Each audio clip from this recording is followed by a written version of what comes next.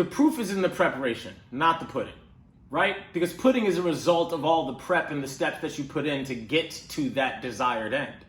And most times we don't give ourselves a fighting chance because we didn't give ourselves the correct steps to get there in the first place, or at least attention to those steps. Like, if you think about fueling your workouts and your foundations correctly, I often make the analogy that you can't necessarily want to go from a Honda Civic to a Ferrari and think you're going to gas that car up the same way. You can't do the proper steps and checks and everything it takes to make that Ferrari run mechanically the same way you just get in, turn the key on your Honda Civic and go without warming it up first, right? And when we fuel ourselves specifically doing workouts, you have to make sure that what you're putting in your body and how you're setting yourself up is going to give you the desired end to the result. I had a client this morning and I was talking to her about eating breakfast. And not necessarily eating breakfast in the sense of, do you get breakfast every day even though it's important? It's, do you eat breakfast before the workout specific to how we're gonna get it done? I say that because when it comes to change, and when it comes to the threshold for the body to change, it really is all about how far you can push yourself into the exact range for adaptation, right? And I call that the 85 and up. Because realistically, it takes about 80 to 85% of your ability level to force some new level of ability to be made and some new adaptation to come along to then build you up to the next step, right? So when you want to go work out, let's say you're trying to do strength training because building muscle helps increase the metabolic rate, which helps get you to burn fat, or you're preparing for a race. It doesn't really matter what it is, right? It's that progressive overload that we're looking for.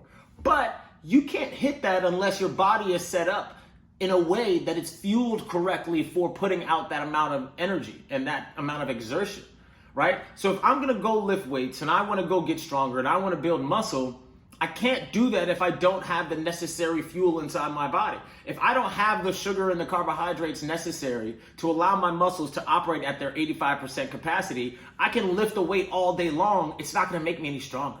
It's not gonna build me new fibers. It's not going to give me the desired result because I don't have enough in my system in the first place to push to my 85%. The problem is the perception of where you're at is going to be a little bit different than what the reality is, and that's why you have to get very good at testing yourself. You have to get very good at learning what it's like to be under multiple levels of stress and how to handle them.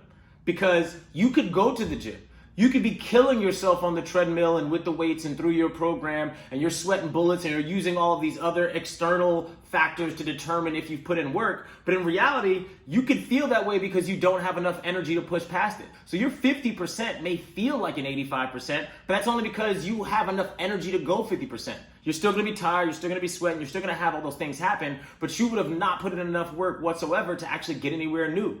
So at that point, that harm and that trauma you're doing to the body isn't helping you.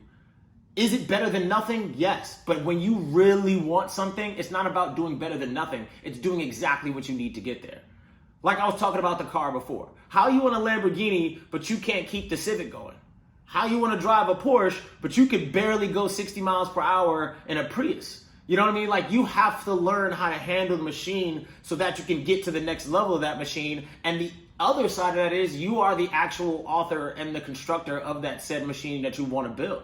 So at the end of the day, we have to make sure that we are very good with where we're at and understanding all the things that go into making that work at optimal capacity, because that habit and that ability to operate at the best version of ourselves is the only thing that's going to carry you over. You don't necessarily make a whole lot more money and then get better at managing it, right? Like, you don't become the CEO of the company and then you're all of a sudden the person who has all the answers. No, you had all the answers when you weren't the CEO. You put in all the work when you weren't running the things, and now you know how to handle it when it goes bad. One of my clients said that to me before, and I thought it was amazing. He said, you know, Brandon, he's an executive vice president, by the way, of a publicly traded company, right? Huge.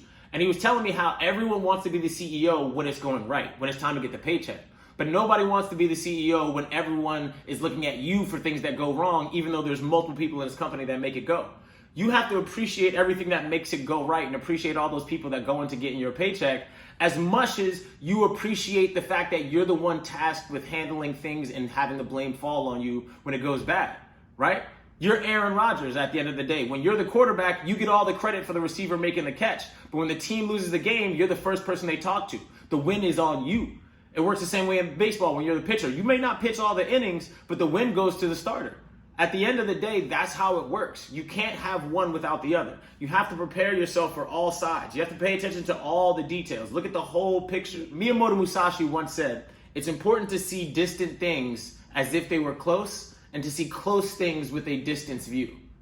Because what it means is you can't let your picture get so narrow that you forget all the other factors that go into it, all the other unknowns. You have to prepare to be unprepared. And all that means is that you cannot become rigid in everything you do, but you have to give yourself every fighting chance to get where you want to get. And I say that because I think we forget that sometimes there's more to the story than just the end result. The blessing is already set up for you. It's how prepared are you for the blessing. If I gave you the Lamborghini when you were 17 years old and you just started driving, is that really going to help you? No. But Lewis Hamilton wins because he's been driving a car since it was a go-kart. He's been preparing to go 200 miles per hour when he was going 50 miles per hour. His mentality was already set on this 50 and this 200 is exactly the same. What I need to do is be as prepared as possible for the task at hand, whatever that is, so that now when I have a new, more difficult task, my preparation and my habit of being ready for that stress is what's going to carry me over. That way you know you're able to get to where you want to get to. Sometimes it's not always about the end. It's about the process you use to get to the end so that you can apply it to as many ends as you want to. And that's why I work out. The pain of working out, honestly, is not something I love, but the ability to deal with adversity, the ability to deal with something I can't do yet, but still do it. The ability to get into a push and it's the last rep and I don't know if I have it in me, but I'm going to apply as much effort as I possibly can is something that is applicable across the board.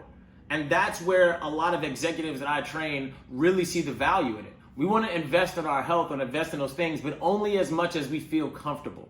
But in reality, your health is never ending. So how can you decide you're just going to pick that up and drop it later on? The proof is in the preparation. That will take you everywhere, no matter where you want to go. That's it. Holla at the new merch on the website. Crew necks are fire, classics, hats, jackets, hoodies coming next. Drop one, be ready for it. Peace out.